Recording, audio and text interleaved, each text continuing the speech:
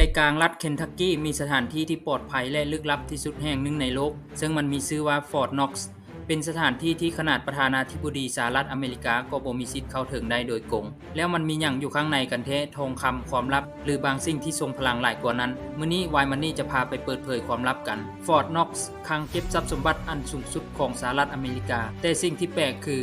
เกือบบ่มีไผเคยเห็นสิ่งที่อยู่ข้างในมันมาหลายทศวรรษแล้วว่ากันว่าฟอร์ตน็อกเก็บคำไว้หลายกว่า 20,000 ต้นทรัพย์สมบัติที่มหาศาลเกินจินตนาการเพื่อให้เข้าใจหลายขึ้นเฮามาย้อนเวลากลับไปในช่วงทศวรรษที่ 1930 อเมริกาประสบปัญหาใหญ่เศรษฐกิจกำลังล่มสลายและทุกคนกำลังตื่นตกใจดังนั้นในปี 1933 ประธานาธิบดีแฟรงคลิน เดรูสเวลต์จึงได้ออกกฎหมายฉบับเลขที่ 6102 ระบุว่าห้ามบุคคลทั่วไปถือครองทองคำแล้วรัฐบาลก็ได้เก็บซื้อคำนำประชาชนเพียงออนละ$20เท่านั้นซึ่งเป็นเรื่องที่น่าตกใจและนับตั้งแต่นั้นจนฮอดปี 1974 การถือครองทองคำของบุคคลทั่วไปจึงเป็นเรื่องผิดกฎหมายในสหรัฐอเมริกาหลังจากนั้นรัฐบาลก็ได้นำเอาคำทั้งหมดมาค้ำประกันค่าเงินดอลลาร์โดยกำหนดให้1ออนเท่ากับ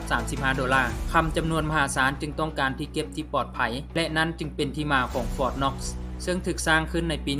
1936 เพื่อเป็นคลังเก็บคำและทรัพย์สมบัติที่ปลอดภัยที่สุดของสหรัฐอเมริกา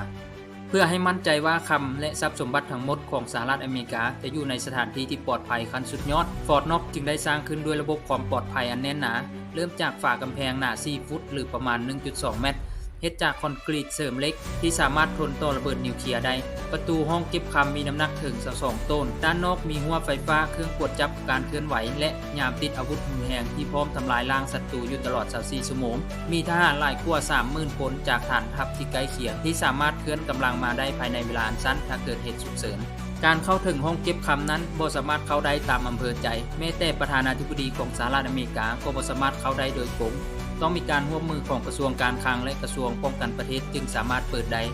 แต่นี้บ่แม่นเพียงแต่เรื่องเงินเท่านั้นนี่แม่นเรื่องของอำนาจทองคำหมายถึงการควบคุมเศรษฐกิจควบคุมประเทศชาติควบคุมโลกทั้งหมด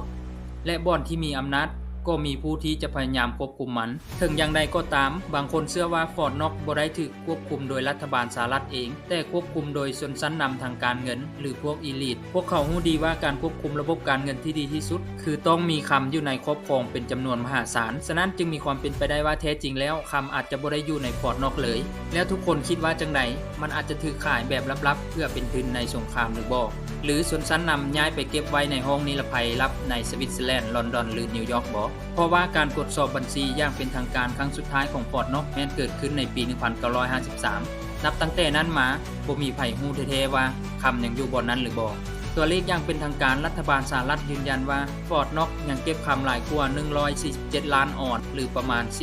4,579 ต้นแต่ล่าสุดประธานาธิบดีโดนัลด์ทรัมป์ประกาศว่าจะไปเปิดฟอร์ตน็อกเพื่อเช็คว่าคำมีเท่าใดหรือว่าคำจะบ่มีอยู่ในนั้นเลยถ้าคำหายไปจะเกิดหยังขึ้นจะเฮ็ดให้เศรษฐกิจสหรัฐอเมริกาล่มสลายเลยบ่